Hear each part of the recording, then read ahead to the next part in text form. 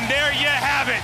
Team Envious are your 2016 Call of Duty World League champions. What is up, everybody? Welcome to episode 2 of COD Talks. I am your host, Furs95, and we got a lot of news to get to, a lot of new updates, a lot of things to discuss since last episode, since the premiere episode.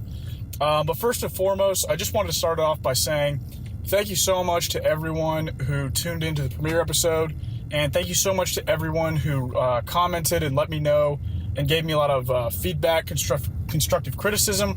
It was much appreciated. I'm really going to try my best to make this podcast as best as I can make it, and it really helps to have everyone that messaged me interested in coming on for an episode. I heard you loud and clear. Thank you so much for reaching out.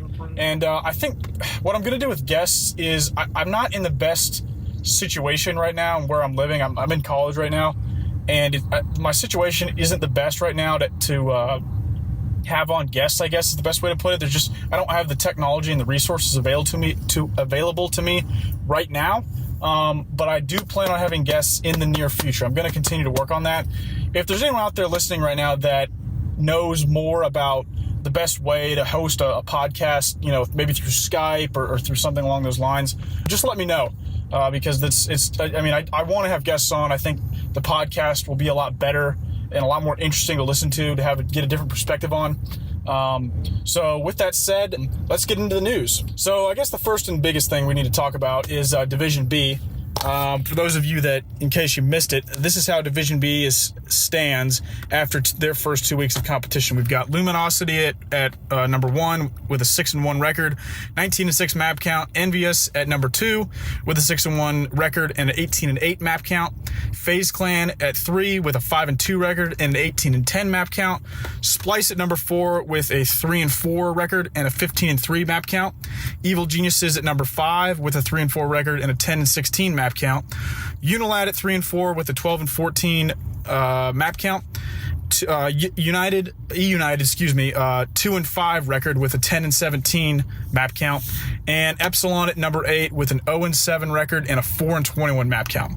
So, I guess the two biggest things that jump off to me right off the get-go are Envy and E-United. I would say Envy is probably the biggest surprise of this group. They've been really fantastic, and specifically Slasher. He's just been a freaking animal, man. For those of you that have been watching, this dude he's on another level right now. I mean, in my opinion, he might be the best AR in the game right now. He's just so damn consistent. At least it just feels like the dude never has an off map. And he's been phenomenal. I won't say it was too big of a surprise because Envy is an interesting team. They're a team that I touched on last week. And it's not, based off of what they've shown us so far in World War II, this is a surprise. But at some point, and this is kind of what I touched on last week, is that this Envy team is super talented. And at some point, you had to figure they were going to put it together. And it looks like they've done that. There's no doubt that this 6-1 record is a testament to that. So I would say they're probably the biggest surprise of the division, of the division so far. And then the biggest disappointment's got to be E-United. Pretty surprised at this one. I thought that E-United, they've looked pretty good so far in World War II up to this point. They haven't really elevated themselves to like that top 3 range yet. But this is definitely a disappointment for them. They seem to just be completely out of sync with each other. I mean, if you watch any of their matches, their body language is not good. They just look so out of sync as a team.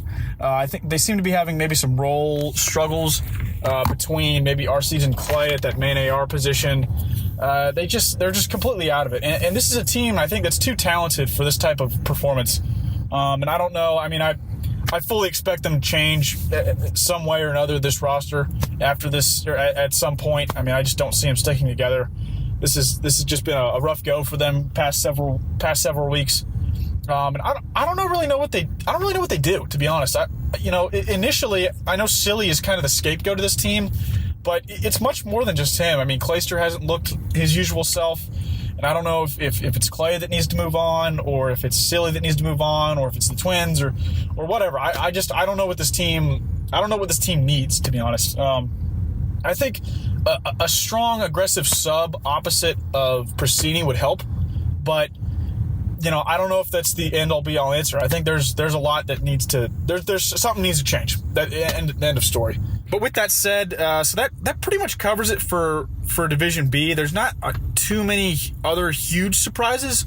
You go down the list. LG is expected. I thought that this is much expected for them to be sitting up top. They're the clear-cut best team in this. Maybe not clear-cut, but they're the most complete team in this division, and they've been the best out of this division so far in World War II. So not too much of a surprise to see them at number 1. FaZe Clan's looked pretty solid at number 3. This isn't too much of a surprise to me either. They've already turned some heads so far early on in World War II. We touched on that last week as well. Not too surprised to see them up there near the top. Splice is kind of an unfortunate situation. This is another thing we touched on last week. Jerd was not able to play in their first couple of matches, and which obviously hurt their record. I did see that. I think that once again, Splice's team, it's kind of hard to really gauge where they're at right now because of Jerd's travel struggles. So, the fact that they're in the top 4 with what they had to deal with is already, I'm sure they'll take that, I guess, is the best way to put it. And then let's see who's next. Evil Geniuses, about what I expected from EG, maybe a little bit better than what I predicted, but, this EG team, they just don't seem to be able to put it together against the top teams. I think they have the talent. I know they have the talent for it. This is a roster that's got 4 veteran legends of the game. I mean, but they just don't. I don't think they have. I think the problem with EG is they don't have a consistent sub aside Apathy. This game, with the way it's developed and with the way the meta has developed, it's become a 2 sub, 1 flex, 1 main AR meta. Arguably a 3 sub 1 AR meta in a lot of different situations, but the biggest key is you need 2 aggressive, strong, consistent subs to be successful in this game. And I just don't think EG has it. Nameless doesn't really seem to be that comfortable with the sub. Aches has shown signs of brilliance, but he's been inconsistent too. And, Abel's been a real solid man AR. I've been impressed with Abel, but they don't seem to have that really steady, and even Apathy himself, by the way, has not really quite reached the level that we saw him back in Infinite Warfare and Black Ops 3. So, this team needs to find a consistent sub play, consistent SMG play. For them to kind of get to that next level. And until then, this is about where I expect them to stay. Then you go down the list. Unilad, have shown signs of brilliance. I think they've shown that they can be competitive. They had a good series there against E United the other night, but then E United is in kind of disarray right now, so who knows how much that means. But Unilad, about where I expected. E United, we already touched on them. They're the biggest disappointment, and then Epsilon, they just haven't been competitive. There's just no other way to put it. They've had maps where they've been competitive. I think Dave is a player who has breakout potential and is someone that can really compete amongst the best. But this team is just, a 4-21 map count. There's just not too much to say there. So with that said, let's go on to my next topic for the day.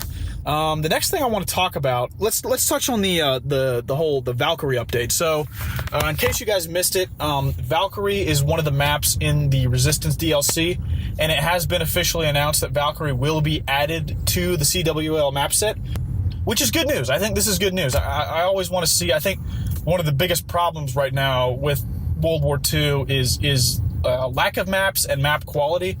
And I think hopefully I don't know how this map will play, but I think the pros who went into Sledgehammer before the game was released got a chance to play this map, and I know Krim had that quote in one of Sledgehammer's tweets, like, this is a good map, and he's excited for it. And hopefully he was being truthful there. I guess we'll find out. But I think this is a good thing, and I think another thing I want to touch on is that it's been announced that it's going to be Valkyrie Hardpoint and Valkyrie Search and Destroy that is going to be added. And as of now, I don't believe any of the maps are being taken out. So we're just getting 2 more maps essentially. We're getting an extra Hardpoint map and an extra Search and Destroy map, which, to be honest, is what I wanted to see. I know Gibraltar Hardpoint is not great, and a lot of people are probably disappointed that it's not going to get taken out, which it still might get taken out. Who knows? But it hasn't been as of right now, as the time I'm recording this podcast. So, I think this is a good thing. We needed more maps, right? We needed more maps. This is something that I think is been pretty clear cut. We need more map variety with the veto system that we have this year. There's just not enough map variety. Simple as that. This obviously helps with that. As far as DLC maps and competitive in general, my opinion is that I think overall it is a good thing, but I am pretty skeptical as to how they're going to actually implement this. Are they going to make players actually buy the DLC in order to actually use the map? Is it going to be available in ranked play? My guess is no. But I don't know. I don't know. We have to wait and see. We have to wait and see what they do with it.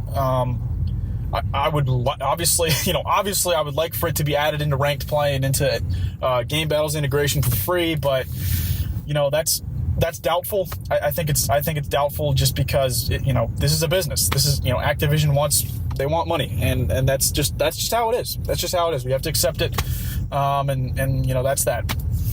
So with that being said, let's move on to the next topic. This is the next topic I want to talk about. That was of debate and of discussion in the past week was the FG. So the FG has apparently been added into the gentleman's agreement, which I'll be honest, I'm going to be perfectly honest. I hate gentleman's agreements. I think they're fucking stupid. No other major esport has to deal with this nonsense. No other esport has to deal with this nonsense. In general, I believe. I don't think there's any other esport out there that has to do gentlemen's agreements. So I think they're fucking stupid. But let me just say that I don't want to come off as I'm just ripping on the pros for making the gentlemen's agreements. I get where they're coming from, and I understand that they want to, that some of the stuff in gentlemen's agreements should be outright banned. I mean, the duelist is ridiculous and should be banned. Duelist has been banned in competitive COD for like virtually every COD in recent memory. I don't remember. I mean, dual cap 40s in Black Ops 2 were banned. It's like they're just this touches on a larger issue, and that larger issue is that the players need to form some sort of union, some sort of community where they are in direct contact with the developer and the CWL runners, and they need to get this shit banned immediately, because all gentlemen's agreements do is further alienate what the pros are playing to what the rest of us are playing, and that's not good. We're already alienated enough as a community. As a competitive COD is already alienated enough from the casual community. And we don't need to further alienate ourselves, because all that does, the casual community gets even more turned off to try out the competitive side of things.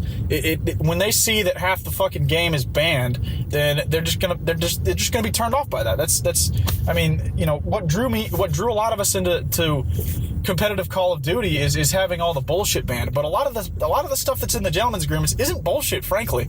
I mean, they don't want to play. Obviously, the M1 is.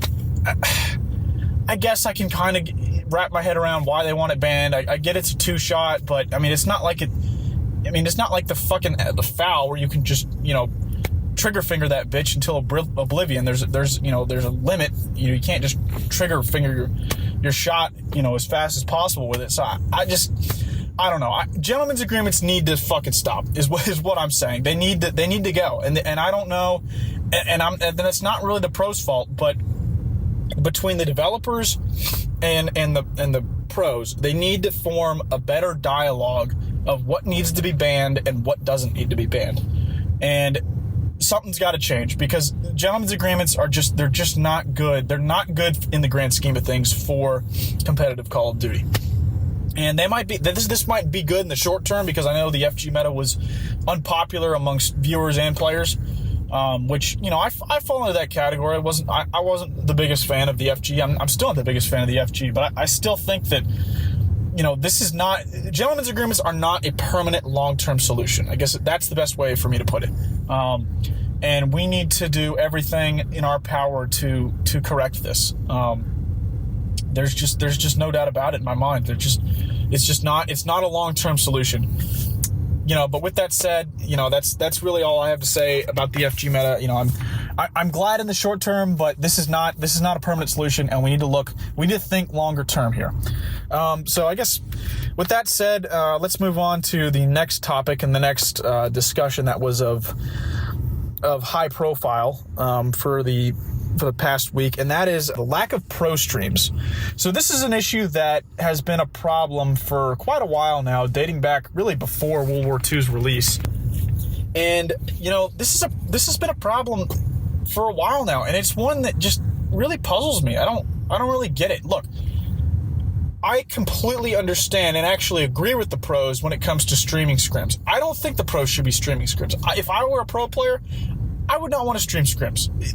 They don't owe us anything when it comes to streaming scrims. And it's ridiculous to suggest that, we're entitled to watching the pros stream their scrims. It's no other major esport does this. No other sport does this. No competition in general allows the public to watch their practice. I mean, in the NFL, sure they do in spring, preseason and stuff, but it's not like we can go in and watch them watch film and learn about their strategies. I mean, this whole notion about how we deserve to watch them stream their scrims is ridiculous, of course. And I think most people agree on that. But with that said, pros are playing this game like 8+ hours a day on average, right? I mean, I think that's kind of the given number, at least 8+ hours a day. How many of those hours are spent scrimming? 3, 4, 5 at most? I mean, it's not like they're scrimming the whole time they're playing. So why aren't they streaming in all the other hours that they're not scrimming? Why aren't they streaming 8s? Why aren't they streaming S&D 2v2 S&D tournaments that they play in? Why aren't they streaming when they play other games? It makes no sense to me. I don't get it. I mean, look, there are a select few who have, internet problems and just lack of equipment, lack of resources, and that I understand that. But I mean, do you not like money? Do you not like building up a fan base? Do you not like competitive Call of Duty? Do you not like to see the scene grow as a whole? It's so baffling to me, this whole lack of streams thing. It makes no sense to me. And I'm really at a loss for words. I mean, I don't get it. Especially for the pros, outside of the big orgs like Optic and FaZe and Envy. Especially those guys. I mean, those guys should be streaming every day. I mean, this is part of their job, is to build up a fan base. It's a steady source of income, albeit, a small source of income, but, you got to start somewhere. I mean, look at Parasite. Look at Haggy. He does a great job streaming consistently, and he gets a lot of viewers. He gets 1,000+ viewers all the time, and it's a decent source of income for him. Why don't more pros do this? I don't get it. It makes no sense to me. And there are some pros that are pretty consistent about it. I don't want to act like no pros are out there grinding, which, as I mentioned, Haggy's one of them. I see Zuma streaming a lot. Attach streams a lot. There are others, but as a whole, there's not a lot of pro streams out there, and it's just so baffling to me. I don't understand the reasoning. I don't understand the mindset on this one. I would love to have a pro on and discuss this one, because it makes absolutely no sense to me. And like I said, I understand not wanting to stream scrims. I don't think they should be streaming scrims, but you're not scrimming the entire day. Let's be honest. No teams are scrimming, more than 4 hours at most a day. And I don't, stream when you're not scrimming. Like, this isn't that hard. I don't know. To me, a lot of it's got to be laziness. I mean, they just don't want to interact with their stream. They don't want to, which is such minimal effort. It's ridiculous. But I don't know. This issue's this is an ongoing issue, and this is an issue that I'm sure we'll talk about on future podcasts. And I would love to have on some of you guys and some pros to discuss this one, because it really makes no sense to me. But with that said, let's move on. Another hot topic in the past week was Parasite, and I touched on him earlier, and I complimented him for his consistent streaming. But I gotta harp on him a little bit. Haggy came out and tweeted a bunch of rage tweets essentially after I think his team Complexity didn't do well, and I think it was the Global Pro League they didn't do well or something, some such, and it was extremely unprofessional. It was extremely immature and childish. Haggy has a long history of this. There's just no other way to put it. He's had a long history of burning bridges and mouthing off on Twitter and sandbagging his teammates, which I don't get it, man. I don't understand. I mean, his tweets were incredibly selfish. He comes off as a terrible teammate. I mean, look, if you have problems with your team, this, that type of dialogue needs to be going on internally. I don't understand. And this is not just Haggy, by the way, that has this problem. The pros have this tendency to just flaunt their entire life on Twitter, and it makes no sense to me. Like, for example, Clay, for example.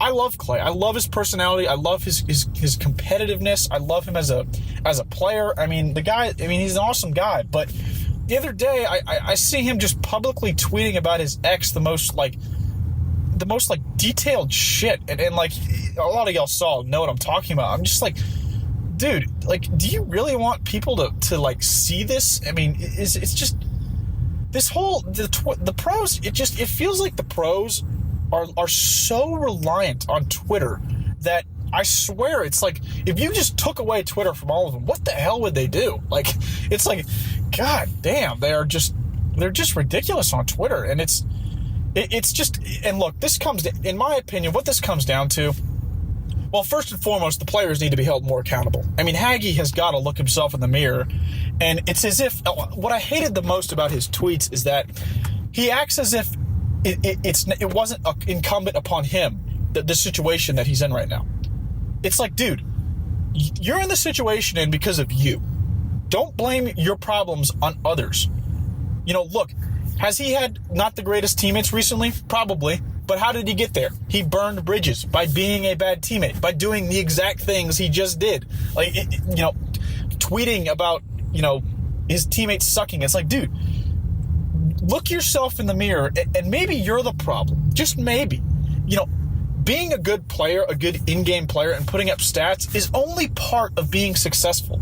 That's not the entire aspect of being successful in this scene. You have to be a good teammate. You have to be a good player. You have to be a good leader. And this is not leadership. This is not leadership at all.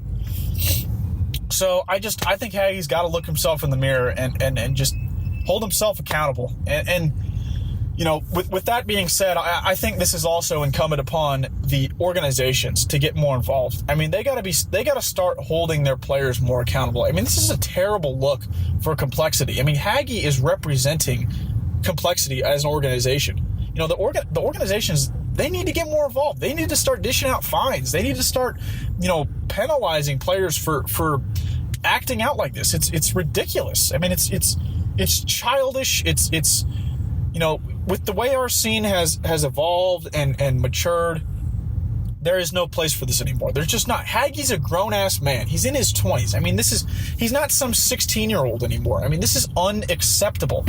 And it just needs to stop. It needs to stop. I can only preach so much. It's up to the players and it's up to the organizations to hold themselves accountable. It's just simple as that. Simple as that. The last topic I wanted to touch on today, which is another kind of negative topic. I hate to be so negative today, guys. I'll touch on this topic and then I'll wrap things up for today. But the last topic I wanted to touch on was Crim6's Ask Me Anything on the Optic subreddit.